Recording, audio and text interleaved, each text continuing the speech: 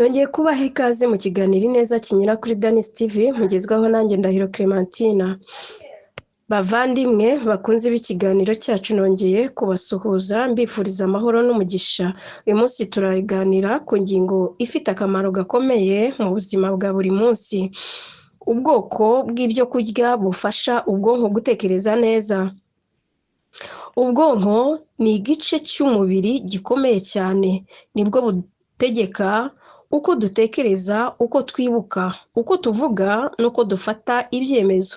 Iyo tutabyitayeho bushobora gutuma umuntu arambirwa vuba, akibagirwa cyangwa akabura imbaraga zo gutekereza neza.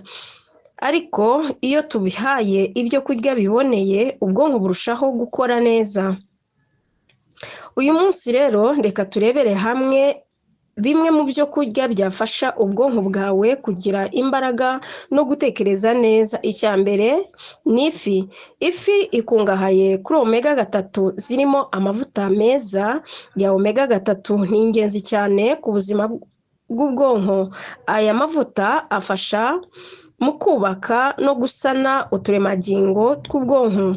Urugero rw'ifi zikungahaye kuri aya mavuta harimo salmon, tuna n'izindi.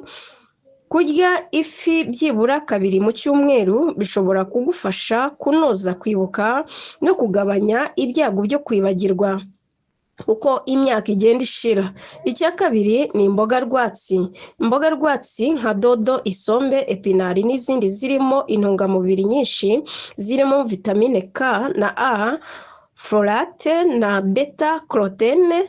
Izi zitunga n'intungamubiri zifasha kurinda ubwonko gusaza imburagihe. Iyo umuntu arya imboga rwatsi akenshi bituma ubwonko bukomeza gukora neza kandi bukarindwa indwara zishobora kubuhungabanya.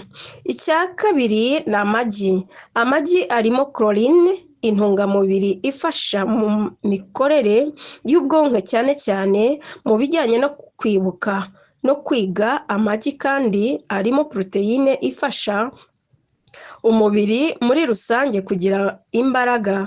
Niba ushaka gutangira umunsi neza, ifunguro ririmo amagi rishobora kugufasha kwinjira mu kazi ufite imbaraga zo gutekereza. Amazi ahagije. Iki ni icya kane.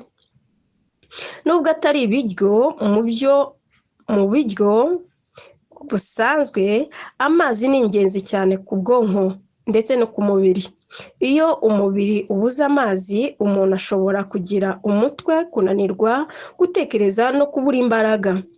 Nshuti zanjye, ni byiza kunywa amazi ahagije buri munsi, byibura ibirahure 6 kugeza ku 8 bitewe n'uko umubiri wawe uhagaze. Ibinyampeke byuzuye whole grains. Ibinyampeke byuzuye nka kawunga itunganyije neza, umuceri w'umukara, ingano zidatonyanza n'ibindi bifasha umubiri kubona isukari glucose buhoro kandi mu rugero ruringaniye. Ubwonko bukenera glucose, ari isukari, kugira ngo bukore neza. Iyo isukari izamutse cyane igahita igabanuka vuba, umuntu ashobora kumva ananiwe cyangwa atabasha kwibanda. Uko ibinyampeke byuzuye bifashe gutuma imbaraga zituma mu mubiri igihe kirekire, bigatuma n'ubwonko bukomeza gukora neza. Icya gatanu ni avoka. Avoka ni kimwe mu biribwa bikungahaye ku mavuta meza afasha umubiri n'ubwonko. Afasha mu kongera umuvuduko mwiza w'amaraso ajya mu bwonko, bityo bukabona umwuka mwiza nka oxygene uhagije. Nshuti zanjye, kurya avoka kenshi bishobora gufasha umuntu kwirinda no kugabanya ibyago by'indwara zifata imiyoboro y'amaraso ijya mu bwonko. Icya gatandatu ni ibishyimbo. n'ibindi bikomoka ku bimera. Ibishyimbo, amashaza, soya n'ibindi bikomoka mu bimera bikungahaye kuri poroteyine na vitamini zo mu bwoko bwa B. Izi vitamini zifasha mu mikorere y'imitsi no gutuma ubwonko bworohereza ubutumwa neza. Nshuti yanjye, umuntu arya ibishyimbo kenshi bifasha umubiri kugira imbaraga zihagije, bityo n'ubwonko bukagira ubushobozi bwo gukora neza. Ibindi byafasha ubwonko bwawe. Uretse ibyo kurya, hari n'izindi ingero zifasha ubwonko gukora neza. Gusinzira amasaha ahagije, amasaha 7 cyangwa 8 ku munsi. Gukora siporo byibura inshuro 3 mu cyumweru. Kugabanya stress. Gusoma no kwitoza gutekereza. Ibi byose bihuje imirire myiza, ubwonko bwawe burushaho kugira imbaraga zo gufasha kugera ku nzozi zawe. Nshuti zanjye, umusozo w'iki kiganiro, bavandimwe abakunzi b'ikiganiro Ineza, burya imirire myiza siyo ikugaragara neza gusa, ni ishingiro ryo gutekereza neza. Ubwonko bwacu bukenera intungamubiri nk'uko umutima n'izindi ngingo z'umubiri zibikenera.